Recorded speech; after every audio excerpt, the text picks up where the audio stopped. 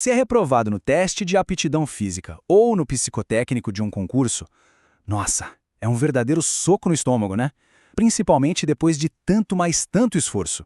Mas e se essa eliminação não for o ponto final? A verdade é que muita gente não sabe, mas uma reprovação pode sim ser ilegal. E o melhor, é totalmente possível contestar isso na justiça. Vamos entender direitinho como isso funciona. Para começar, é bom ter uma ideia da dimensão disso tudo. Sabe, não estamos falando de um caso ou outro, perdido por aí. A realidade é que, todo santo ano, milhares de pessoas que se dedicaram, que estudaram, que treinaram para valer, acabam eliminadas por falhas do processo. Isso não é azar, não. É um sinal claro de que tem alguma coisa no sistema que precisa ser olhada com mais atenção. Receber a notícia da reprovação é um balde de água fria, não tem como negar. Bate aquele desânimo. Mas é aqui que a gente precisa virar a chave. É preciso olhar além do resultado em si e começar a questionar o processo. A palavra final, acredite, nem sempre é da banca examinadora. E aqui entra um fato que, olha, muda completamente o jogo. A justiça tem agido como um freio nessas situações. Tribunais de todo o país estão sim reconhecendo que muitos processos de eliminação são cheios de falhas e estão revertendo as decisões das bancas. Ou seja, existe um caminho para corrigir essa injustiça. Para a gente entender como uma eliminação pode ser contestada, o segredo é mudar o foco. Muitas vezes o erro não está no desempenho de quem fez a prova, mas sim nas obrigações que a própria banca examinadora não cumpriu. Ela não tem carta branca para sair eliminando as pessoas de qualquer jeito, não. Pensa nisso como se fossem as regras do jogo que a banca é obrigada a seguir, sem exceção. Os critérios de avaliação não podem ser um segredo ou algo subjetivo, sabe? Eles precisam ser claros e objetivos para todo mundo. A pessoa tem que ter o direito de recorrer administrativamente. E talvez o mais importante, a reprovação tem que ser justificada, com uma explicação clara do porquê. E tudo isso, claro, tem que estar alinhado com o que diz o edital e os princípios básicos da lei. Vamos pegar um desses princípios para entender melhor, a tal da razoabilidade. O que isso quer dizer na prática? Bom, basicamente significa bom senso. O teste que é exigido tem que ter uma conexão lógica com o trabalho do dia a dia daquele cargo. Por exemplo, pedir um teste de força absurdo para um cargo que é puramente de escritório, isso poderia ser visto como algo totalmente irrazoável e, por consequência, ilegal. Então, com base nessas obrigações todas, a gente já consegue começar a identificar aquelas situações em que uma reprovação passa do limite, sabe? Quando ela deixa de ser legal e se torna algo que pode ser contestado.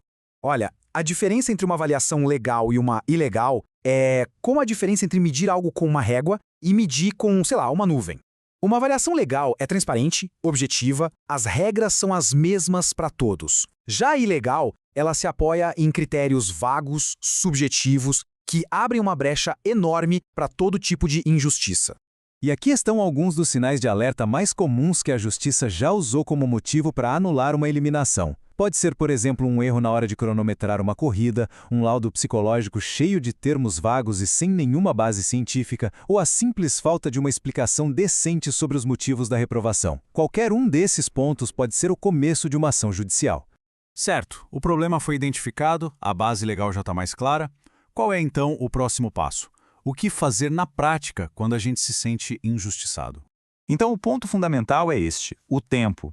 No mundo do direito, prazo é tudo. A demora pode simplesmente custar o direito de contestar.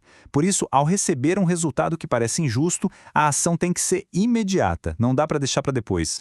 E essa ação rápida geralmente significa procurar ajuda de quem entende do assunto.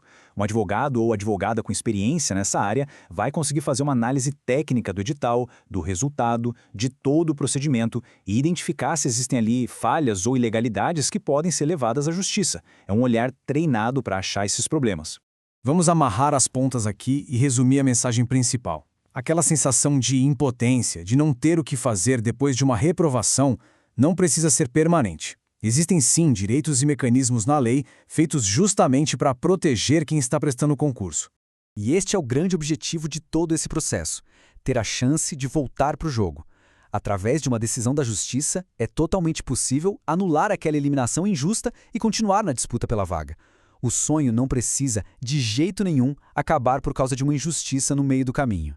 Mas um ponto super importante que a gente precisa ter em mente, embora os direitos existam para todos, a aplicação deles depende muito dos detalhes de cada situação. A análise do edital, da forma como o teste foi aplicado, do resultado que foi divulgado, Tudo isso é o que vai dizer se um recurso na justiça tem chance de dar certo ou não. E para fechar, fica essa reflexão, que vai bem no coração do debate. Uma avaliação pode ser considerada justa se as suas regras não são claras para todo mundo? A justiça em um concurso público começa, antes de mais nada, com a transparência. Sem isso, a própria validade do processo inteiro fica em xeque.